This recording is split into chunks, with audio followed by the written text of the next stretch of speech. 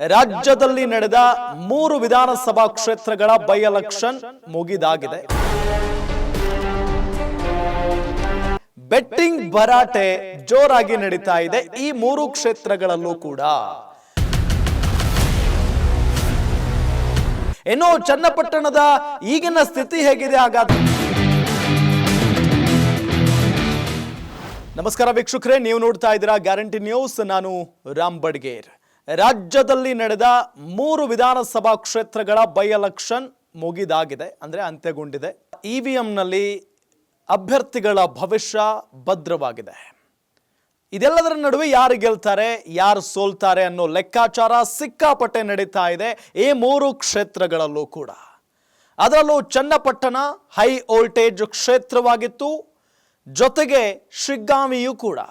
ಇನ್ನು ಸಂಡೂರು ಕಾಂಗ್ರೆಸ್ನ ಭದ್ರಕೋಟೆಯಾದರೂ ಕೂಡ ಈ ಬಾರಿ ಎಲೆಕ್ಷನ್ ಅಷ್ಟು ಸುಲಭದ್ದಾಗಿರಲಿಲ್ಲ. ಅದು ಅಲ್ಲಿನ ನಾಯಕರಿಗೂ ಕೂಡ ಬಹಳ ಚೆನ್ನಾಗಿ ಗೊತ್ತಿತ್ತು. ಇದೆಲ್ಲದರ ನಡುವೆ ಈಗ ಬೈ ಎಲೆಕ್ಷನ್ ಅಂತ್ಯ ಆಗಿದೆ. ಇನ್ನೇನು ರಿಸಲ್ಟ್ಗೋಸ್ಕರ ಮಾತ್ರ ಕಾಯುವಂಥ ಒಂದು ಸ್ಥಿತಿ ಕಾಯ್ತಾ ಇದ್ದಾರೆ ಎಲ್ಲರೂ ಕೂಡ. ಜೊತೆಗೆ ಬೆಟ್ಟಿಂಗ್ ಭರಾಟೆ ಜೋರಾಗಿ ನಡೀತಾ ಇದೆ ಈ 3 ಕ್ಷೇತ್ರಗಳಲ್ಲೂ ಕೂಡ. ಅಂದರೆ BJP ಗೆಲ್ಲುತ್ತೆ ಅಥವಾ NDA ಮೈತ್ರಿಕೂಟವೇ ಗೆಲ್ಲುತ್ತೆ ಅಂತ ಹೇಳಿ ಒಂದಿಷ್ಟು ಜನ ಬೆಟ್ಟಿಂಗ್ ಕಟ್ಟೋದಕ್ಕೆ ಮುಂದಾಗ್ತಾ ಇದ್ದಾರೆ. ಇನ್ನು ಮತ್ತೊಂದಿಷ್ಟು ಜನ ಇಲ್ಲ ಕಾಂಗ್ರೆಸ್ಸೇ ಗೆಲ್ಲುತ್ತೆ ಅಂತ ಹೇಳಿ ಬೆಟ್ಟಿಂಗ್ ಕಟ್ತಾ ಇದ್ದಾರೆ. ಈ ಬೆಟ್ಟಿಂಗ್ ಭರಾಟೆ ಜೋರಾಗಿ ನಡೀತಾ ಇದೆ. ಇನ್ನು ಮೊದಲಿಗೆ ನಾವು ನೇರವಾಗಿ ಚನ್ನಪಟ್ಟಣವನ್ನ ಪ್ರವೇಶ ಮಾಡೋಣ. ಚನ್ನಪಟ್ಟಣ ವಿಧಾನಸಭಾ ಕ್ಷೇತ್ರಕ್ಕೆ ನಡೆದಂಥ ಬೈ ಎಲೆಕ್ಷನ್ನಲ್ಲಿ ಇತ್ತ NDA ಅಭ್ಯರ್ಥಿಯಾಗಿ ನಿಖಿಲ್ ಕುಮಾರಸ್ವಾಮಿ ಅವರು ಸ್ಪರ್ಧೆ ಮಾಡಿದ್ರು. ಇನ್ನು ಕಾಂಗ್ರೆಸ್ನ ಅಭ್ಯರ್ಥಿಯಾಗಿ CP ಯೋಗೇಶ್ವರ್ ಅವರು ಸ್ಪರ್ಧೆಯನ್ನ ಮಾಡಿದ್ರು. ಇವರಿಬ್ಬರ ನಡುವೆ ನಡೆದಂಥ ಕಾಳಗ ಇದೆಯಲ್ಲ, ಬೇರೆ ಜನ ಕೂಡ ಅಂದರೆ ಬೇರೆ ಬೇರೆ ಕ್ಷೇತ್ರಗಳ ಜನ ಕೂಡ ಈ ಕ್ಷೇತ್ರದತ್ತ ಕುತೂಹಲದ ಕಣ್ಣಿನಿಂದ ನೋಡುವಂಥ ಸ್ಥಿತಿ ಇದೆ. ಯಾಕೆ ಅಂತ ಹೇಳಿದರೆ ಅಷ್ಟು ಸ್ಟಾರ್ ವಾರ್ ಮತ್ತು ಪ್ರತಿಷ್ಠೆಯ ಕದನ ಚನ್ನಪಟ್ಟಣದಲ್ಲಿ ನಡೆದಿರುವುದು. ಹಾಗಾಗಿನೇ ಬಹಳಷ್ಟು ಕುತೂಹಲ ಇದೆ, ಯಾರು ಗೆಲ್ತಾರೆ ಯಾರು ಸೋಲ್ತಾರೆ ಅಂತ ಹೇಳಿ. ಏನೋ ಚನ್ನಪಟ್ಟಣದ ಈಗಿನ ಸ್ಥಿತಿ ಹೇಗಿದೆ ಹಾಗಾದರೆ, ಮತದಾರ ಪ್ರಭುಗಳು ಏನು ಹೇಳ್ತಾ ಇದ್ದಾರೆ ಅನ್ನೋ ಕುತೂಹಲವೂ ಕೂಡ ಇದ್ದೇ ಇದೆ. ಆದರೆ ಮತದಾನ ಆದ ನಂತರ ಈಗ ಒಂದು ಲೆಕ್ಕಾಚಾರ ನಡೀತಾ ಇರೋದಲ್ಲಿ 50-50 ಇದೆ ಅನ್ನೋದು ಗೊತ್ತಾಗ್ತಾ ಇದೆ. ಅಂದರೆ ಯಾರು ಬೇಕಾದರೂ ಗೆಲುವನ್ನು ಸಾಧಿಸಬಹುದು. ಈಗ ಏನೇ ಬೇಕಾದರೂ ಹೇಳ್ಬೋದು, ಆದರೆ ಇವರೇ ಗೆಲ್ತಾರೆ ಅವರೇ ಗೆಲ್ತಾರೆ ಅಂತ ಹೇಳಿ. ಆದರೆ ಅಂತಿಮವಾಗಿ 23ನೇ ತಾರೀಕೆ ರಿಸಲ್ಟ್ ಬರುತ್ತೆ. ಆದರೆ ಈಗಿನ ಲೆಕ್ಕಾಚಾರ 50-50 ಇದೆ. ಸಮಬಲದ ಹೋರಾಟವನ್ನು ನಡೆಸಿದ್ದಾರೆ. ಹಾಗಾಗಿನೇ ಯಾರು ಬೇಕಾದರೂ ಗೆಲ್ಲುವಂಥ ಸಾಧ್ಯತೆ ಇದೆ. ಏನೋ ಯಾರೇ ಗೆದ್ದರೂ ಕೂಡ ಕೂದಲೆಳೆಯ ಅಂತರದಲ್ಲೇ ಗೆಲ್ತಾರೆ. ದೊಡ್ಡ ಮಟ್ಟದ ಅಂತರ ಏನು ಸಿಗಲ್ಲ. ಇಲ್ಲಿ NDA ಅಭ್ಯರ್ಥಿ ಆಗಿರ್ಬೋದು ಅಥವಾ ಕಾಂಗ್ರೆಸ್ನ ಅಭ್ಯರ್ಥಿಗೆ ಆಗಿರಬಹುದು. ದೊಡ್ಡ ಮಟ್ಟದ ಅಂತರ ಏನು ಸಿಗಲ್ಲ. ಇಲ್ಲಿ ಗೆಲುವೇನು ಸಿಗಲ್ಲ. ಕೂದಲೆಳೆ ಅಂತರದಿಂದ ಒಬ್ಬ ವ್ಯಕ್ತಿ ಅಥವಾ ಒಬ್ಬ ಅಭ್ಯರ್ಥಿ ಗೆಲ್ತಾರೆ. ಏನು ನಿಖಿಲ್ ಪರ ಹೆಚ್ಚಿನ ಒಲವು ಕಂಡು ಬರ್ತಾ ಇದೆ ಚನ್ನಪಟ್ಟಣದಲ್ಲಿ. ನಿಖಿಲ್ ಅವರೇ ಗೆಲ್ತಾರೆ. ಮೈತ್ರಿ ಅಭ್ಯರ್ಥಿ ಆಗಿರುವಂಥ ನಿಖಿಲ್ ಕುಮಾರಸ್ವಾಮಿ ಅವರೇ ಈ ಬಾರಿ ಚನ್ನಪಟ್ಟಣದ ಯುದ್ಧದಲ್ಲಿ ಗೆಲ್ತಾರೆ ಅಂತ ಹೇಳಲಾಗ್ತಾ ಇದೆ. ಜೊತೆಗೆ ಅಲ್ಲಿನ ಜನ ಕೂಡ ಅವರ ಪರವಾಗಿನೇ ಹೆಚ್ಚಿನ ಒಲವನ್ನ ತೋರಿಸ್ತಾ ಇದ್ದಾರೆ ಈ ಒಂದು ಬೆಟ್ಟಿಂಗ್ ಕಟ್ಟುವ ಸಲುವಾಗಿ. ಏನು ಜಮೀರ್ ಹೇಳಿಕೆ ಕಾಂಗ್ರೆಸ್ಗೆ ಮುಳುವಾಗ್ಬಿಡ್ತು ಅಂತಾನೆ ಹೇಳಲಾಗ್ತಾ ಇದೆ. ಜಮೀರ್ ಅಹಮದ್ ಖಾನ್ ಎಲ್ಲ ದಿನಗಳ ಕಾಲ ಸೈಲೆಂಟ್ ಆಗಿನೇ ಇದ್ರು. ಅದೊಂದು ದಿನ ಚುನಾವಣೆಗೂ ಮುನ್ನಾ ದಿನ ಅಂತ ಅನಿಸುತ್ತದು, ಹೋಗ್ತಾರೆ, ಭಾಷಣ ಉದ್ದುದ್ದ ಮಾಡ್ತಾ ಇರ್ತಾರೆ. ಮಾತನಾಡುವ ಬರದಲ್ಲಿ ಕರಿಯ ಕುಮಾರಸ್ವಾಮಿ ಅಂತ ಹೇಳಿಬಿಡ್ತಾರೆ. ಜೊತೆಗೆ ದೇವೇಗೌಡರ ಕುಟುಂಬವನ್ನ ನಾವು ಕೊಂಡ್ಕೊಂಡು ಬಿಡ್ತೀವಿ ಅನ್ನೋ ನಿಟ್ಟಿನಲ್ಲಿ ವಿವಾದಾತ್ಮಕ ಹೇಳಿಕೆಯನ್ನ ಕೊಡ್ತಾರೆ. ಇದು ಎಲ್ಲೋ ಒಂದ್ ಕಡೆ ಅಲ್ಲಿನ ಮತದಾರ ಪ್ರಭುಗಳ ಮನಸ್ಸಿನ ಮೇಲೆ ಪ್ರಭಾವವೂ ಕೂಡ ಬೀರುತ್ತೆ. ಹಾಗಾಗಿನೇ ಕಾಂಗ್ರೆಸ್ಗೆ ಬರುವಂತ ಕೆಲವೊಂದಿಷ್ಟು ಓಟ್ಗಳು ಮೈತ್ರಿ ಕಡೆಗೆ ಹೋಗಿದಾವೆ ಅಂತ ಕೂಡ ಹೇಳಲಾಗ್ತಾ ಇದೆ. ಹಾಗಾಗಿನೇ ಜಮೀರ್ ಅವರ ಹೇಳಿಕೆ ಮುಳುವಾಗಿದೆ ಕಾಂಗ್ರೆಸ್ ಅಭ್ಯರ್ಥಿಗೆ. ಏನೋ ಬೆಟ್ಟಿಂಗ್ ಮೇಲೆ CPY ಹೇಳಿಕೆ ಬಹಳಷ್ಟು ಪ್ರಭಾವ ಬೀರ್ತಾ ಇದೆ. ಏನು ಹೇಳಿಕೆ ಹಾಗಾದರೆ CPY ಅವರದ್ದು ಅಂದರೆ, ನನಗೆ ಬರ್ತಾ ಇದ್ದಂಥ ಕೆಲವೊಂದಿಷ್ಟು ಓಟ್ಗಳು ನಮ್ಮ ನಾಯಕರ ಕೆಲವೊಂದಿಷ್ಟು ಹೇಳಿಕೆಗಳಿಂದ ನನ್ನ ಅಪೋಸಿಟ್ ಅಭ್ಯರ್ಥಿ ಅಂದರೆ ನಿಖಿಲ್ ಕುಮಾರಸ್ವಾಮಿಗೆ ಹೋಗಿದ್ದಾವೆ ಅನ್ನೋ ನಿಟ್ಟಿನಲ್ಲಿ ಹೇಳಿಕೆಯನ್ನು CP ಯೋಗೇಶ್ವರ್ ಅವರು ಕೊಟ್ಟಿದ್ದಾರೆ. ಜೊತೆಗೆ ನಮ್ಮ ಸಮುದಾಯ ಅಥವಾ ಅಂದರೆ CP ಯೋಗೇಶ್ವರ್ ಅವರ ಸಮುದಾಯ, ಒಕ್ಕಲಿಗ ಸಮುದಾಯದ ಕೆಲವೊಂದಿಷ್ಟು ಓಟ್ಗಳು ಜಮೀರ್ ಅವರ ಹೇಳಿಕೆಯಿಂದ ಸಹಜವಾಗಿ ಅಂದರೆ ಎದುರಾಳಿ ಅಭ್ಯರ್ಥಿಗಳ ಕಡೆಗೆ ಹೋಗಿದ್ದಾವೆ. ಇದು ನನಗೆ ನೋವನ್ನು ತಂದಿದೆ ಅನ್ನೋ ನಿಟ್ಟಿನಲ್ಲೂ ಕೂಡ C P Yogeshwar press meet ಮಾಡಿ ಹೇಳಿಕೆಯನ್ನು ಕೊಟ್ಟಿರೋದನ್ನು ಗಮನಿಸಿದರೆ ಸಹಜವಾಗಿ ಸೋಲೊಪ್ಪಿಕೊಂಡ್ಬಿಟ್ರ ಸಿ ಪಿ ಯೋಗೇಶ್ವರ್ ಅನ್ನೋ ಪ್ರಶ್ನೆಯೂ ಕೂಡ ಮೂಡ್ತಾ ಇದೆ. ಹಾಗಾಗಿನೇ ಈ ಬೆಟ್ಟಿಂಗ್ ಆಡ್ತಾ ಇರ್ತಾರಲ್ಲ ಅವರಿಗೆ ಇದು ಪ್ರಭಾವ ಬೀರಿರೋದು.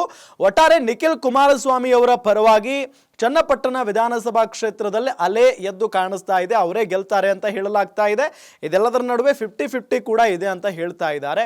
ಕಾದ್ ನೋಡೋಣ ಯಾರು ಗೆಲ್ತಾರೆ ಅಂತ ಹೇಳಿ. ಆದರೆ ಅಲ್ಲಿ ಮಾತ್ರ ಬೆಟ್ಟಿಂಗ್ ಭರಾಟೆ ಜೋರಾಗಿ ನಡೀತಾ ಇದೆ. ಅದು ಕೂಡ ಇವತ್ತಿನಿಂದ ಎಲ್ಲ ಜನ ಕಾದು ಕೂತಿದ್ದಾರೆ. ಇವರೇ ಗೆಲ್ತಾರೆ, ನಮ್ಮ ಅಭ್ಯರ್ಥಿನೇ ಗೆಲ್ತಾರೆ ಅಂತ ಹೇಳಿ ಹೇಳಿಕೆಗಳನ್ನ ಕೊಡ್ತಾ ಇರೋದು ನಾವು ಗಮನಿಸ್ತಾ ಇದ್ದೀವಿ. ಹಾಗಾಗಿನೇ ಬೇರೆ ಬೇರೆ ಕ್ಷೇತ್ರದ ಜನ ಕೂಡ ಬೆಟ್ಟಿಂಗ್ ಕಟ್ತಾ ಇದ್ದಾರೆ. ನಿಖಿಲ್ ಕುಮಾರಸ್ವಾಮಿನೇ ಗೆಲ್ತಾರೆ, ಎಷ್ಟು ಬೇಕು ನಿಮಗೆ, 100 ಕೊಡಿ, 1000 ಕೊಡ್ತೀವಿ ಅಂತ ಹೇಳ್ತಾ ಇದ್ದಾರೆ. ಅಂದರೆ ಅಷ್ಟು ಜೋರಾಗಿ ನಡೀತಾ ಇದೆ ಬೆಟ್ಟಿಂಗಲ್ಲಿ. ಹಾಗಾಗಿನೇ ಕಾದು ನೋಡೋಣ ಏನಾಗುತ್ತೆ ಅಂತ ಹೇಳಿ. ಏನೋ ಮುಂದಿನ ವಿಧಾನಸಭಾ ಕ್ಷೇತ್ರ ಯಾವುದಪ್ಪ ಅಂದರೆ ಅದು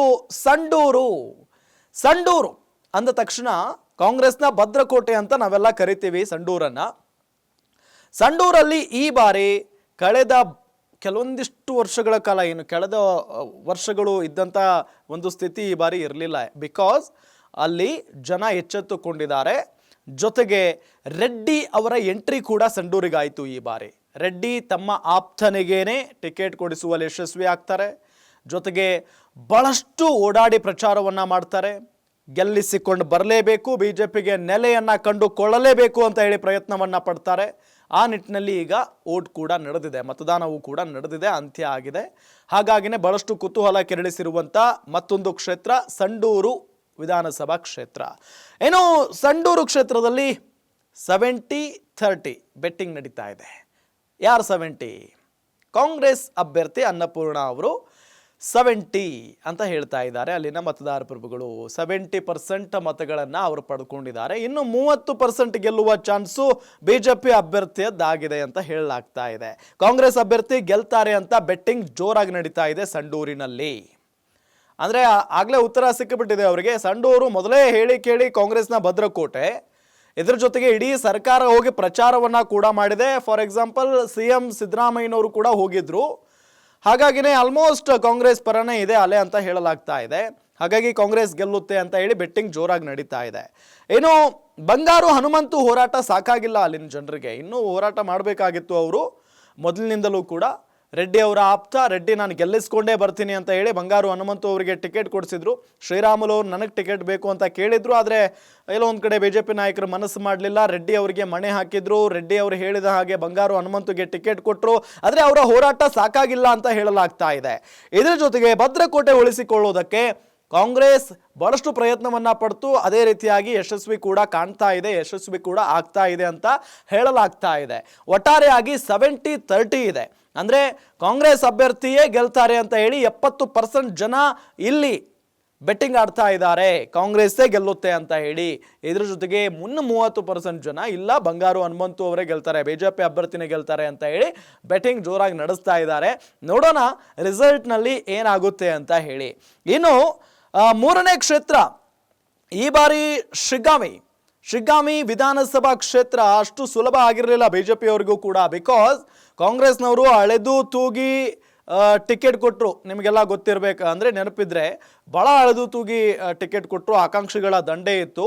ಆದರೆ ಶತಾಯ ಗತಾಯ ಶಿಗ್ಗಾಂವಿ ಗೆಲ್ಲಲೇಬೇಕು ಅನ್ನೋ ನಿಟ್ಟಿನಲ್ಲಿ CM ಸಾಹೇಬರು ಹಠ ತೊಟ್ಟುಬಿಟ್ಟಿದ್ದಾರೆ.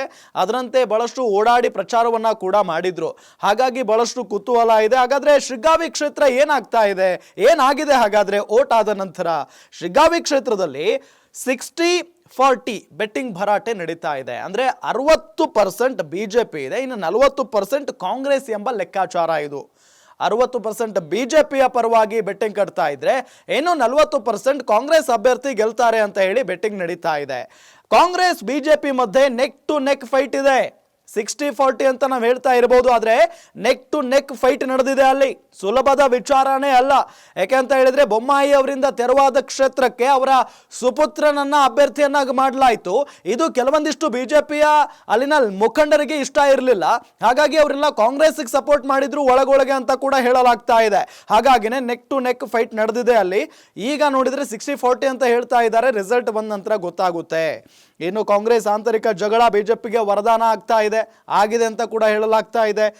ಯಾರೇ ಗೆದ್ರೂ ಕಡಿಮೆ ಅಂತರ ಎಂಬ ಲೆಕ್ಕ ಅಂತೂ ಇದ್ದೇ ಇದೆ. ಕೊನೆ ಹಂತದಲ್ಲಿ ಚುನಾವಣೆಯಲ್ಲಿ ಬದಲಾವಣೆ ಆಗುವಂತ ಎಲ್ಲಾ ಲಕ್ಷಣಗಳು ಗೋಚರ ಆಗ್ತಾ ಇದ್ದಾವೆ. ಸುಲಭ ಅಂತೂ ಇಲ್ಲ. ಇಲ್ಲಿ ಬಿಜೆಪಿಗೆ ಗೆಲುವು, ಕಾಂಗ್ರೆಸ್ಗೆ ಸೋಲು. ಬಿಕಾಸ್ ಕಾಂಗ್ರೆಸ್ನಲ್ಲೂ ಕೂಡ ಎಲ್ಲೊಂದು ಕಡೆ ಒಳ ಜಗಳ, ಆಕಾಂಕ್ಷಿಗಳ ದಂಡಿತ್ತು. ನೀವೆಲ್ಲ ಗಮನಿಸಿದ ಹಾಗೆ ಒಂದಿಷ್ಟು ಜನ ಬಂಡಾಯ ಎದ್ದು ಬಿಟ್ಟಿದ್ರು. ಎಲ್ಲವನ್ನೂ ಸರಿಪಡಿಸಿಕೊಂಡು ಕಾಂಗ್ರೆಸ್ ನಾಯಕರು ಚುನಾವಣೆಗೆ ಧುಮುಕಿದ್ರು. ಒಟ್ಟಾರೆಯಾಗಿ ಮತದಾನ ಅಂತ್ಯ ಆಗಿದೆ. 60-40 ಅಂತ ಬರ್ತಾ ಇದೆ ಅನ್ನೋ ಲೆಕ್ಕಾಚಾರದಲ್ಲಿ ಬೆಟ್ಟಿಂಗ್ ಕೂಡ ನಡೀತಾ ಇದೆ. ನೋಡೋಣ ಏನಾಗುತ್ತೆ ಅಂತ ಹೇಳಿ. ಇನ್ನು ಬೆಟ್ಟಿಂಗ್ ಹೆಂಗ್ ನಡೆಯುತ್ತೆ ಅದು ಕುತೂಹಲಕಾರಿ ವಿಚಾರ. ಎಲೆಕ್ಷನ್ ಸಂದರ್ಭದಲ್ಲಿ ಬೆಟ್ಟಿಂಗ್ ಹೆಂಗ್ ನಡೆಯುತ್ತೆ ಅನ್ನೋದನ್ನ ಕೂಡ ನಾವು ಸ್ವಲ್ಪ ಗಮನಿಸ್ತಾ ಹೋಗೋದಾದ್ರೆ, ಬೆಟ್ಟಿಂಗು 1000 ರೂಪಾಯಿಯಿಂದ ಆರಂಭಗೊಂಡು ಲಕ್ಷಾಂತರ ರೂಪಾಯಿವರೆಗೂ ಕೂಡ ನಡೆಯುತ್ತೆ. ನೋಡಿ, 1000 ರೂಪಾಯಿಯಿಂದ ನಡೆಯುತ್ತೆ, ಅದಾದ ನಂತರ ಲಕ್ಷಾಂತರ ರೂಪಾಯಿವರೆಗೂ ನಡೆಯುತ್ತೆ ಬೆಟ್ಟಿಂಗು. 1000 ರೂಪಾಯಿಂದ ಕೇವಲ ಆರಂಭ. ಇದು ಅದು ಎಲ್ಲಿಗೆ ಹೋಗಿ ನಿಲ್ಲುತ್ತೆ ದೇವರಿಗೆ ಗೊತ್ತು. ಅಂದರೆ ಪ್ರತಿಷ್ಠೆಯಾಗಿ ತೆಗೆದುಕೊಂಡು ಬಿಡ್ತಾರೆ ಈ ಬೆಟ್ಟಿಂಗ್ ಆಡೋರು ಕೂಡ. ಜೊತೆಗೆ ಕೆಲವರು ನೇರ ಬೆಟ್ಟಿಂಗ್ ನಡೆಸ್ತಾರೆ. ದೊಡ್ಡ ಮಟ್ಟದಲ್ಲಿ ಪರ್ಸೆಂಟೇಜ್ ಲೆಕ್ಕದಲ್ಲಿ ಬೆಟ್ಟಿಂಗ್ ಕೂಡ ನಡೆಯುತ್ತೆ. ಇನ್ನು ಉದಾಹರಣೆಗೆ ಎಕ್ಸ್